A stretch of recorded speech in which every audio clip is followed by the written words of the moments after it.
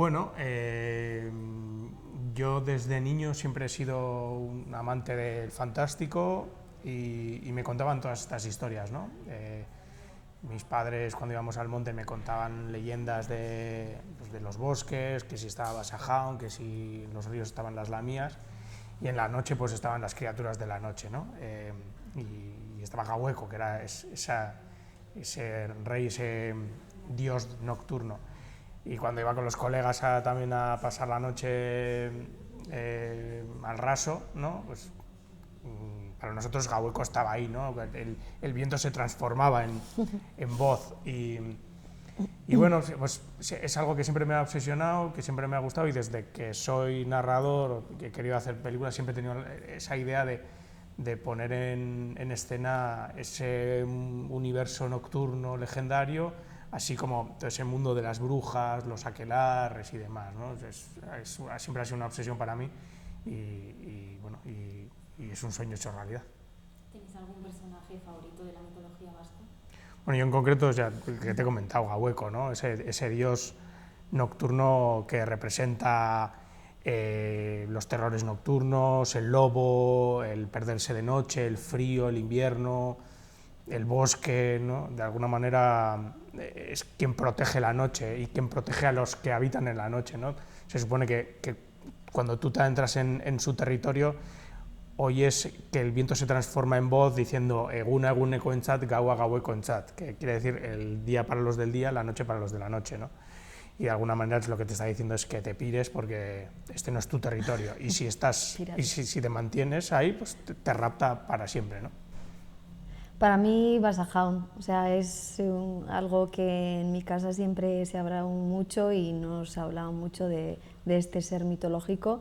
Y encima a mí, que me encanta pasar miedo, pues iba al bosque de noche, digamos, a ver si lo veía, que también es muy bonito cuando pensar que de niña ibas en busca de Basajaun, ¿sabes? Que dices, qué locura, ¿no? Pero sí. O sea, me encantaba eso de adentrarme en la noche, que también está muy hilado con Gahueco, creo, en busca de este ser mitológico, con los amigos. La película tiene muchos detalles históricos, ¿cómo os habéis documentado previamente desde el rodaje? Bueno, a la hora de escribir el guión, intentas documentarte. Sí que es verdad que es una época y es un tema que siempre me ha fascinado, entonces ya controlaba bastante. En el País Vasco siempre hemos tenido muy presente esa época del siglo XVII en la que los inquisidores golpearon ciertas regiones, ¿no? Y bueno, pues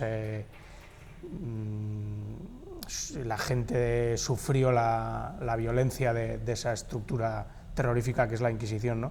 Entonces, bueno, por un lado ya controlaba porque siempre me había interesado, pero sí que es verdad que para darle cierto rigor a la película, aunque en parte es legendaria y aúna muchas leyendas y mitos diferentes, ¿no? La película tiene como 4 capítulos en principio, en el que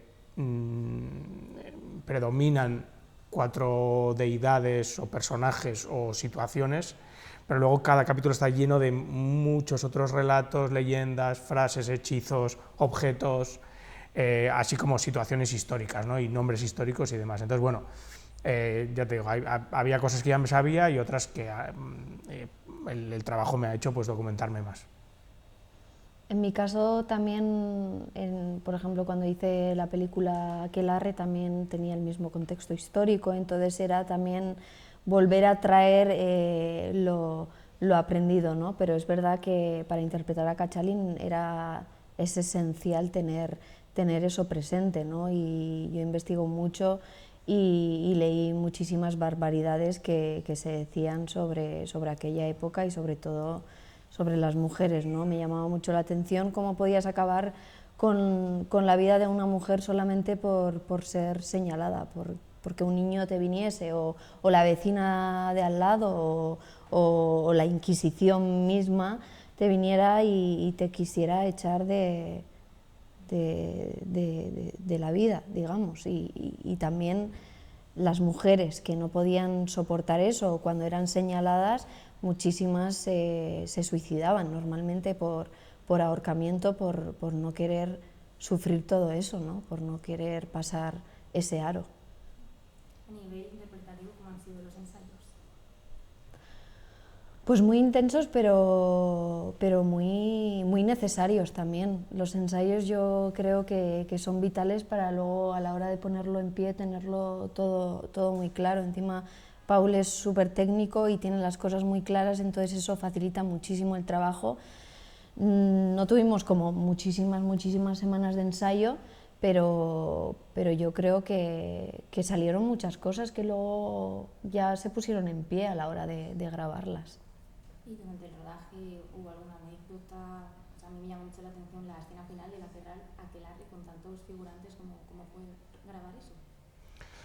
Bueno, la peli en general está rodada en localizaciones naturales, o sea, en un 95%, pues teníamos que rodar muchas veces de noche, en el bosque, eso siempre es complicado, pero también le da ese carácter físico a la película, ¿no? A mí me gusta mucho rodar en sitios reales porque ya está lleno de historia de alguna manera y de vida, ¿no?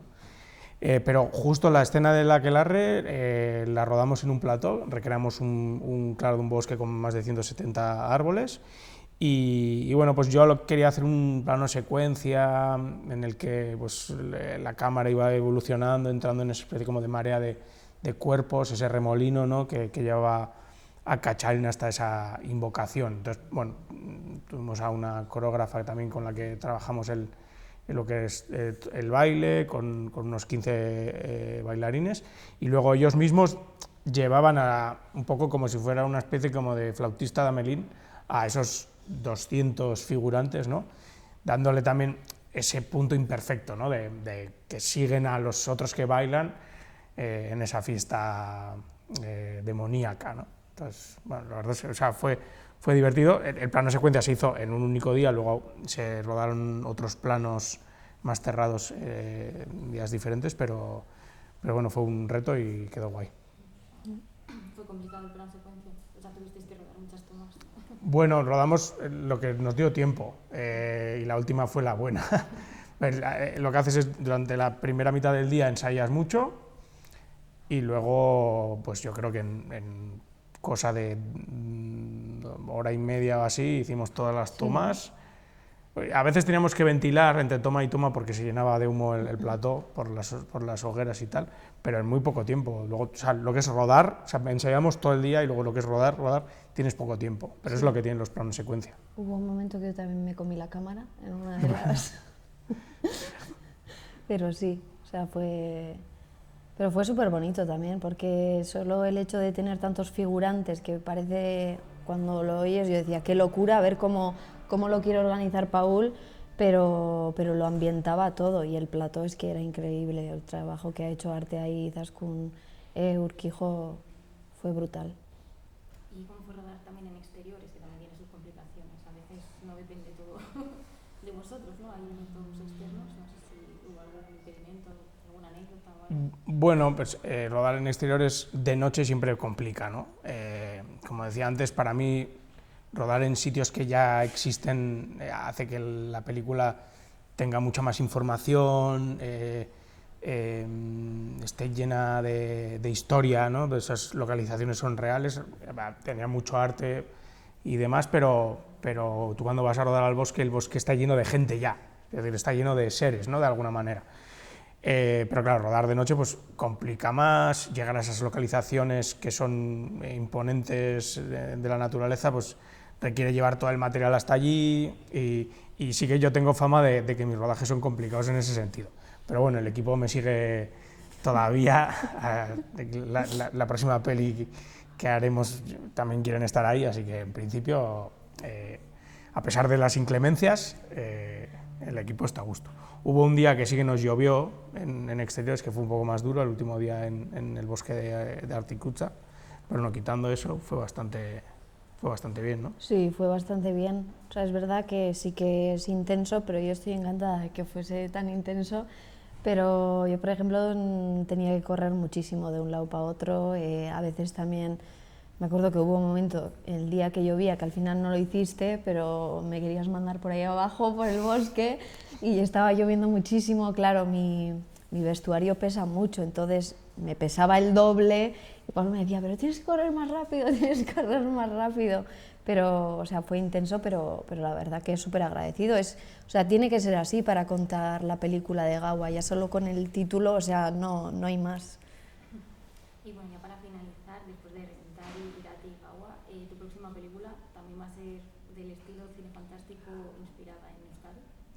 Sí, bueno, es mi intención. Yo, mientras me dejen, seguiré haciendo género fantástico y no puedo decir de qué va, pero sí que la próxima película que tengo en mente también está inspirada en un cuento de mitología vasca también. Pues nada, lo veremos próximamente. No, Muchas gracias. no, Gracias a ti.